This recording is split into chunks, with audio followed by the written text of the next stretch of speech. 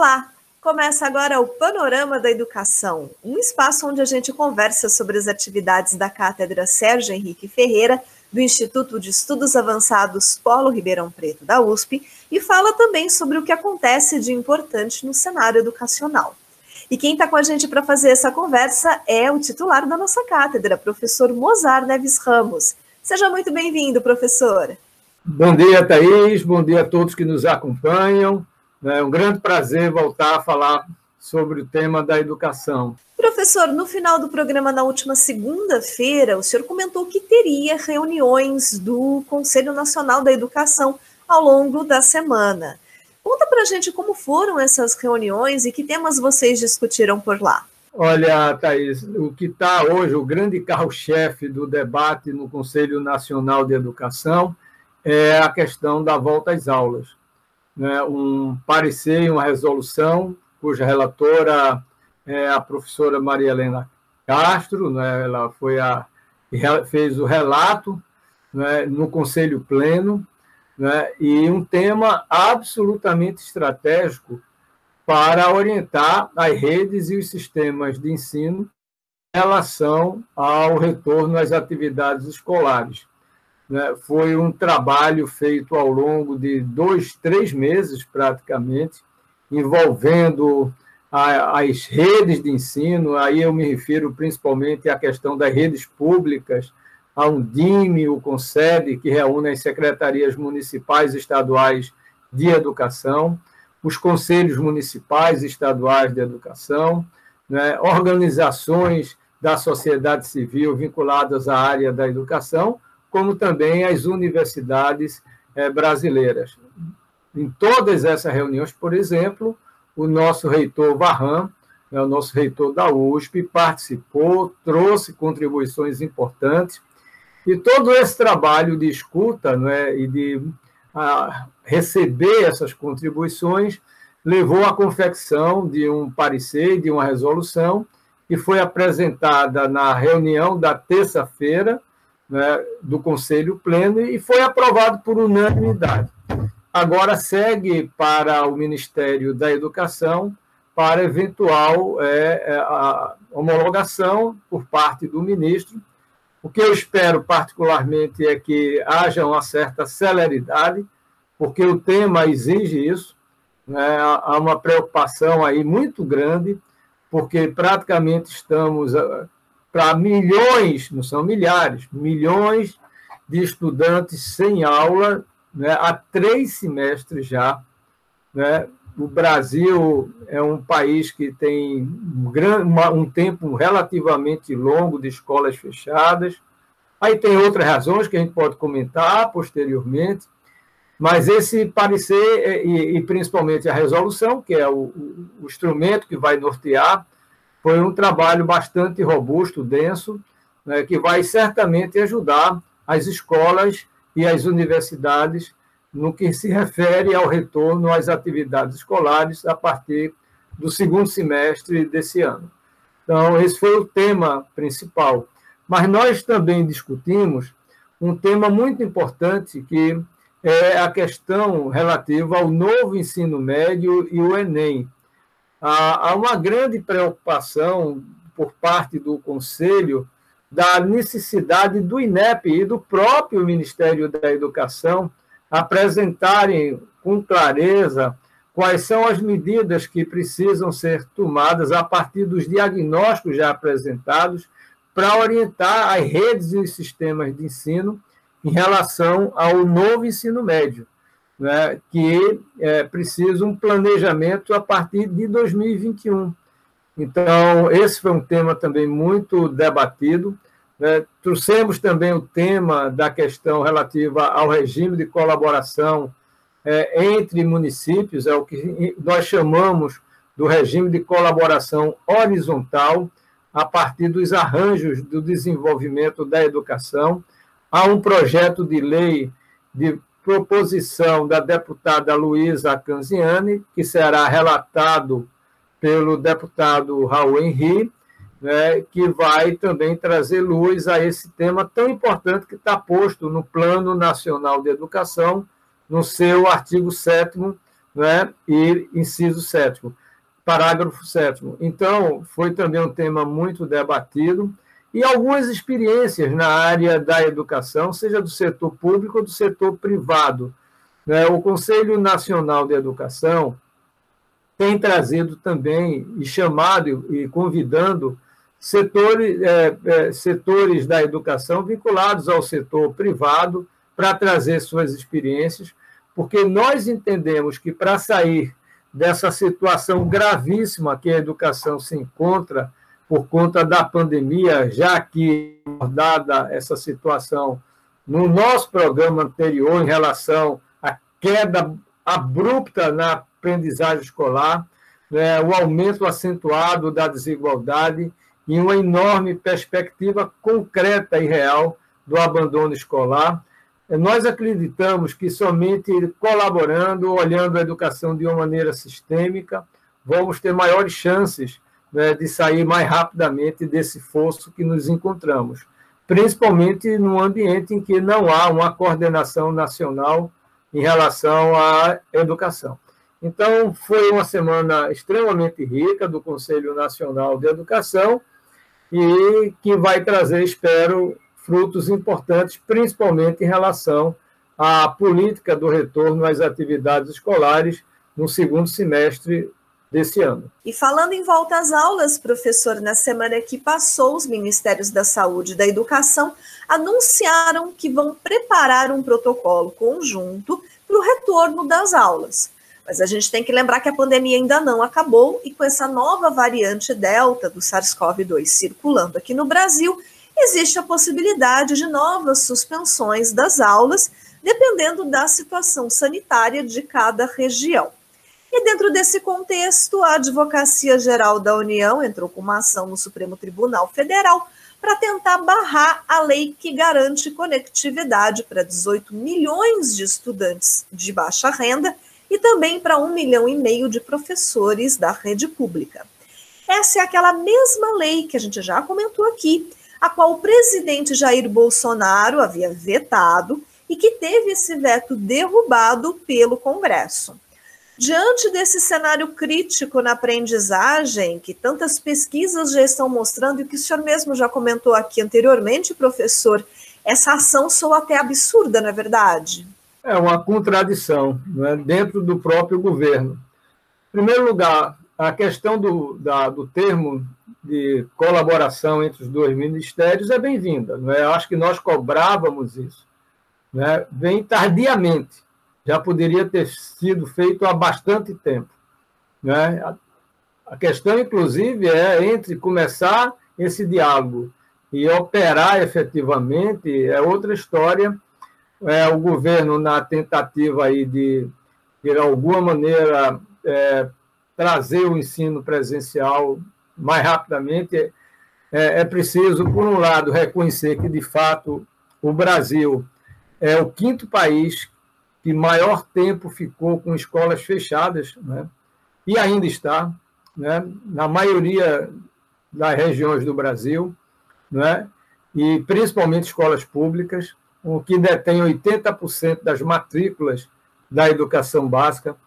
Há uma grande preocupação, como já falei na questão até anterior, mas há outras questões também inerentes às questões comportamentais, emocionais, sociais, que esse fechamento causa. Nós nunca defendemos o retorno sem o controle da pandemia, sem os cuidados, mas eu acredito que à medida em que a vacinação está avançando, mesmo que numa velocidade ainda lenta, né, porque faltou também uma coordenação nacional na área da saúde, né, e uma clareza e uma política em relação à política de vacinação, né, nesse debate político que ficou se travando sobre a vacinação e principalmente a posição negacionista, né, do presidente da República em relação a vários pontos que poderiam ter ajudado a controlar a pandemia e, portanto, a trazer mais segurança nesse retorno às atividades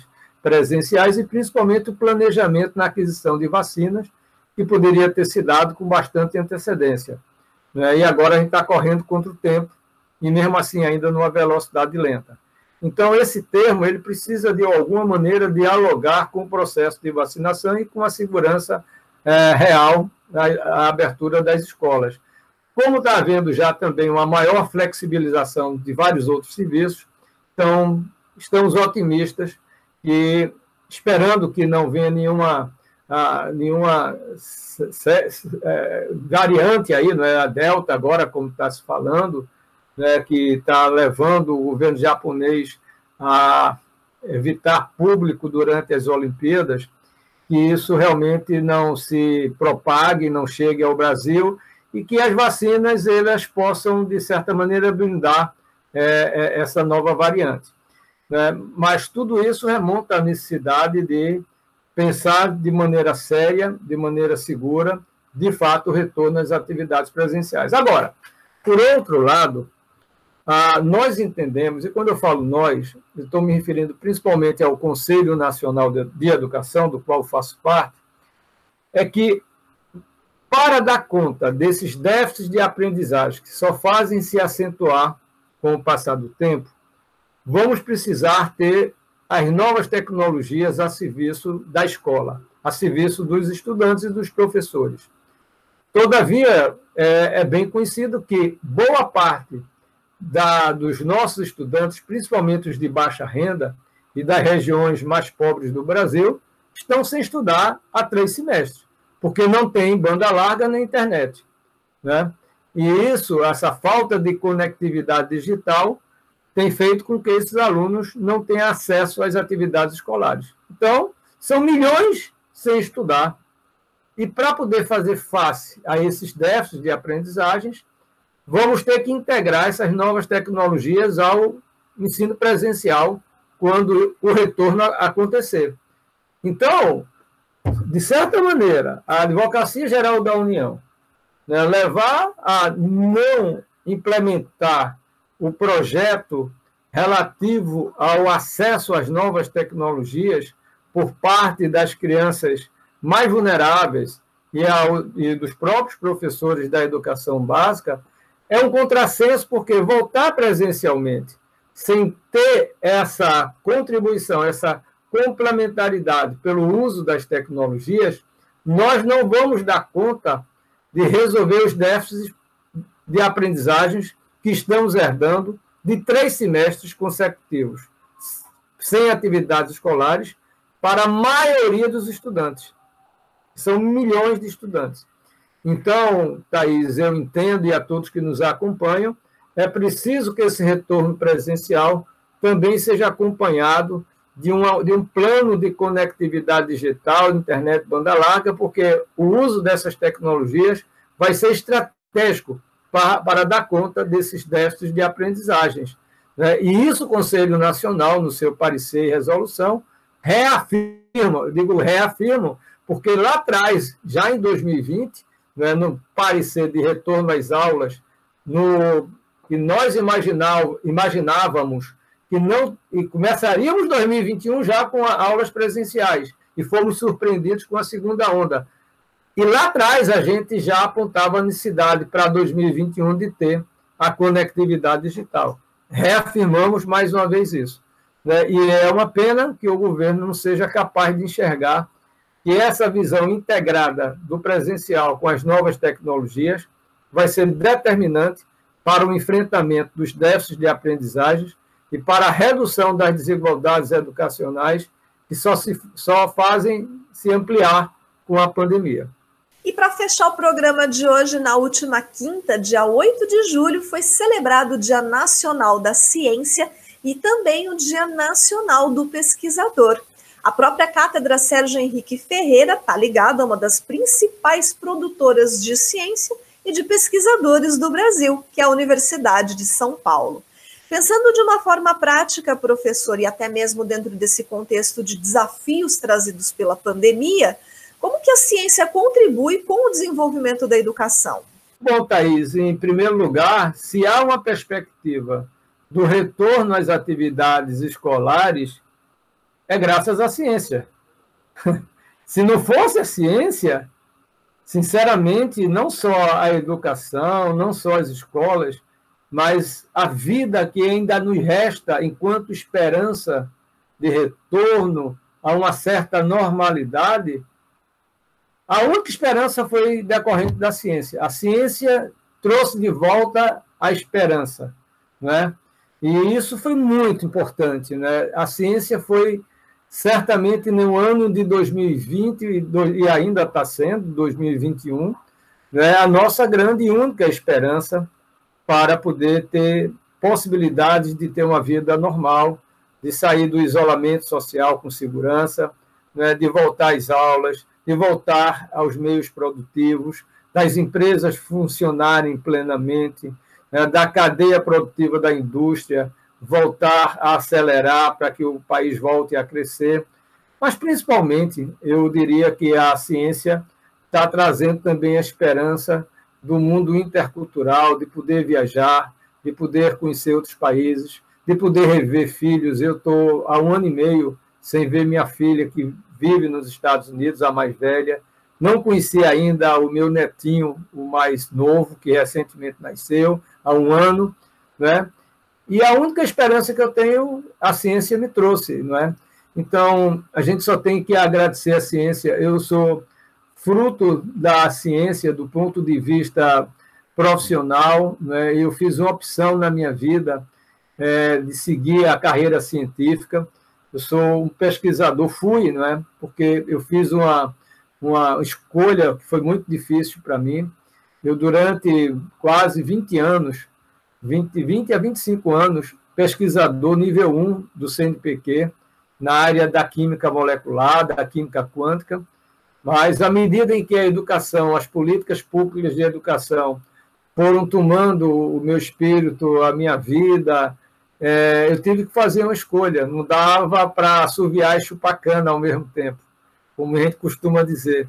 Então, eu fiz a escolha para ajudar a educação e deixei a pesquisa na área de química molecular, né? E a ciência foi muito importante para o que eu sou hoje, né? Para a visão de mundo, para as crenças que eu carrego e principalmente por eu ter, de alguma maneira, ajudado a formar outras pessoas que, se eu não estou mais na ciência da química, os que eu formei estão fazendo e fazendo bem.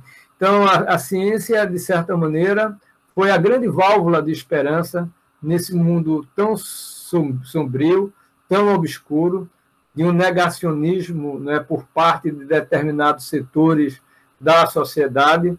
A ciência mostrou que se sobrepôs a esse negacionismo, ao obscurantismo, e está trazendo, portanto, a esperança de volta.